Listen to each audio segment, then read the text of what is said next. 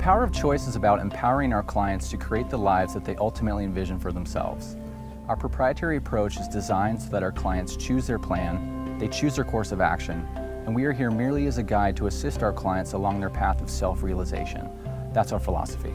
You have to get the external environment, the people who could support sobriety, the activities, the external structure in their life to help them not fall back into relapsing patterns.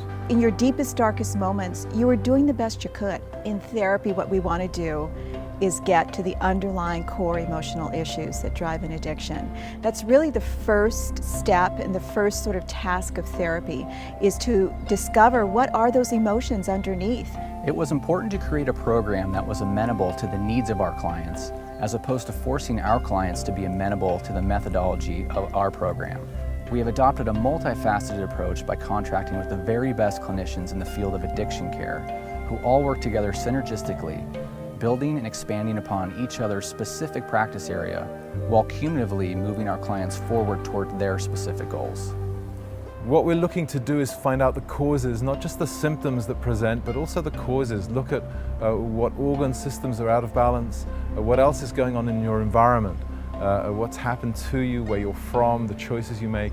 In Chinese medicine, we look at a whole litany of conditions, and from that we create a diagnosis and look at how to make the system work in flow again, in harmony. Typically, when a client only is working with ameliorating the symptoms around their drinking or their drugging or their food addiction, they're not getting to the core issue, and that is typically why I see so much relapse. Once an individual begins to heal, we know that the healing process is incremental.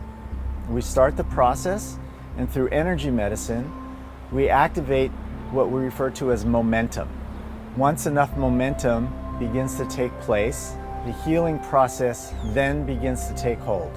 I believe trauma is a lack of choice, at least the perception that there is not a choice. And that's because people get locked in fight, flight, and freeze, the hindbrain's survival mechanism. And those responses are really something that can be changed through somatic experiencing. And people actually regain their life. Our clinicians work together to create that aha moment for our clients, where they finally get it.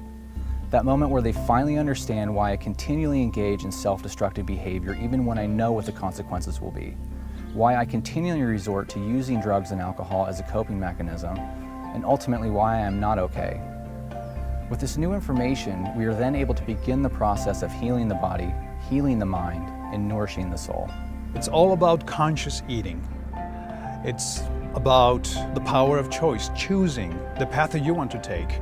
But you want to take a path that can nourish your body, your mind, your spirit, and food.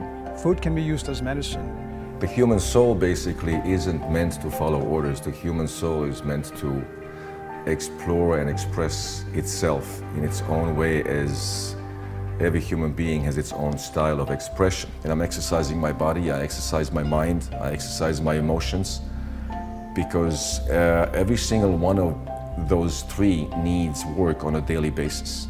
Taking apart our decision-making process, looking at repeated unhealthy behaviors, and gaining a deeper understanding of the root causes that have been guiding us down our self-destructive path is an important step in learning how to make healthy, self-supportive choices going forward. Why I love the power of choice is because this is all about empowering the client here. It's a very holistic approach, which is how I work with my clients. You know, they don't just look at the mind and the body as separate from, the spirit being. It's all touched into one, because if that one person is just focusing on one aspect, then they're absolutely neglecting these other major components, and then only one part is being treated.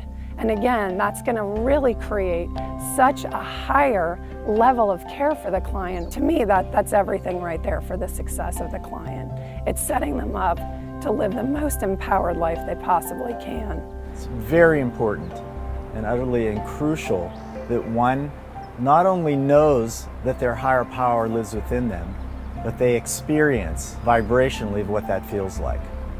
This is how healing happens. Effective treatment in working with addictions involves working with core underlying emotional issues, also works on teaching the person tangible strategies that they can take with them following treatment.